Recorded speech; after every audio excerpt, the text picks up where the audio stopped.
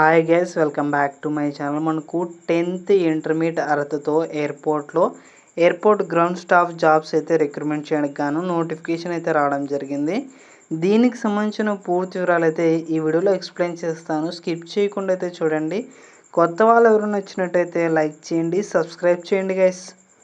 ఇక వీడియోలోకి వెళ్ళినట్టయితే మనకు పొజిషన్ చూసుకున్నట్లయితే ఎయిర్పోర్ట్ గ్రౌండ్ స్టాఫ్ పోస్ట్కి అయితే ఇంటర్మీడియట్ పాస్ అయిన వాళ్ళందరూ ఈ జాబ్కి అయితే అప్లికేషన్స్ అయితే పెట్టుకోవచ్చు అనమాట.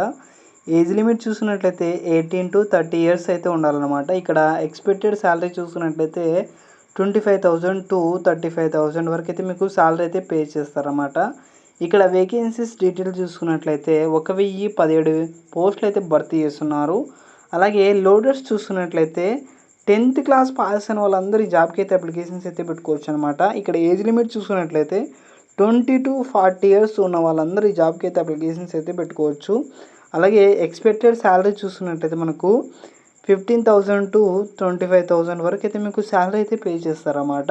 ఇక్కడ నెంబర్ ఆఫ్ వేకెన్సీస్ చూసుకున్నట్లయితే 429 పోస్టులు అయితే భర్తీ చేస్తున్నారన్నమాట.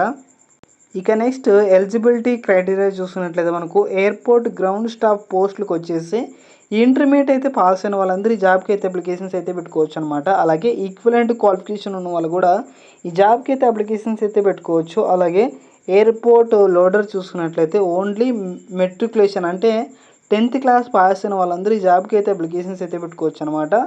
ఎయిర్పోర్ట్ గ్రౌండ్ స్టాఫ్ చూసుకున్నట్లయితే మేల్స్ అండ్ ఫీమేల్స్ వాళ్ళందరూ ఈ జాబ్కి అయితే అప్లికేషన్స్ అయితే పెట్టుకోవచ్చు. అలాగే ఎయిర్పోర్ట్ లోడర్ చూసుకున్నట్లయితే ఓన్లీ మేల్ క్యాండిడేట్స్ వాళ్ళు మాత్రమే ఈ జాబ్కి అయితే అప్లికేషన్స్ అయితే పెట్టుకోవాలన్నమాట.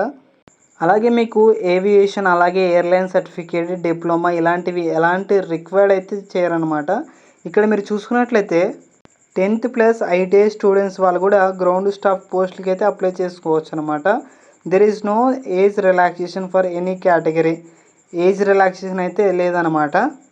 ఇక నెక్స్ట్ మనకు సెలక్షన్ ఎలా ఉంటుందంటే మనకు రిటర్న్ ఎగ్జామ్ అయితే కండక్ట్ చేసి మిమ్మల్ని అయితే సెలెక్ట్ చేస్తారన్నమాట. ఇక్కడ మీరు చూసుకున్నట్లయితే జనరల్ అవేర్నెస్ అలాగే aptitude, reasoning, English knowledge, aviation knowledge 25 questions అయితే ఉంటాయి. టైం చూసుకున్నట్లయితే 90 మినిట్స్ అయితే కేటాయిస్తారు. మనకు పూర్తిగా 100 మార్క్స్కి అయితే ఎగ్జామ్ అయితే ఉంటుందన్నమాట. ఒక్కొక్క సబ్జెక్ట్కి 25 మార్క్స్ గాను ఉంటాయి. ఈ ఎగ్జామ్ అయితే కండక్ట్ చేసి మిమ్మల్ని అయితే సెలెక్ట్ చేస్తారన్నమాట. నెక్స్ట్ ఎగ్జామినేషన్ క్యాలిక్యులేషన్ చూసుకున్నట్లయితే ఇక్కడ మీరు చూసుకున్నట్లయితే return exam contents 100 objective type multiple choice questions అయితే ఉంటాయన్నమాట. ఈచ్ క్వశ్చన్ 1 మార్క్ అయితే ఉంటుంది. 1 మార్క్ క్వశ్చన్స్ అయితే ఉంటాయన్నమాట. ఇక్కడ మీరు చూసుకున్నట్లయితే ఇంగ్లీష్, హిందీ సబ్జెక్టులో అయితే మీకు లాంగ్వేజెస్లో అయితే క్వశ్చన్ పేపర్ అయితే రావడం జరుగుతుంది. దీనికి ఎలాంటి నెగిటివ్ మార్క్స్ అయితే ఉండవు. నెక్స్ట్ మనకు ఎగ్జామినేషన్ ఫీ చూసుకున్నట్లయితే 350 పే చేయాల్సి ఉంటుంది గ్రౌండ్ స్టాఫ్ పోస్ట్కి అయితే. అలాగే లోడర్స్ చూసుకున్నట్లయితే 250 అయితే పే చేయాల్సి ఉంటుందన్నమాట. ఇక్కడ మనకు ఎగ్జామ్ సెంటర్స్ ఎక్కడెక్కడ ఉంటాయంటే చూసుకున్నట్లయితే 8 ఆంధ్రప్రదేశ్, తమిళనాడు, తెలంగాణ, విశాఖపట్నం, చెన్నై, మదురై, తర్వాత హైదరాబాద్లో మనకైతే ఎగ్జామ్ సెంటర్స్ అయితే ఉంటాయన్నమాట తెలుగు వాళ్ళకి. ఇక నెక్స్ట్ ఎలా అప్లై చేసుకోవాలంటే మీరు ఈ వెబ్సైట్లోకి అయితే వెళ్ళాల్సి ఉంటుంది. మీరు ఎక్కడైనా రాంగ్ ఇన్ఫర్మేషన్ ఇచ్చినట్టయితే వాళ్ళైతే రిజెక్ట్ చేస్తారంట. ఈ వెబ్సైట్లోకి వెళ్ళైతే మీరు అప్లికేషన్స్ అయితే పెట్టుకోవచ్చు. 21 సెప్టెంబర్ వరకు అయితే మీరు అప్లికేషన్స్ అయితే పెట్టుకోవచ్చు అనమాట.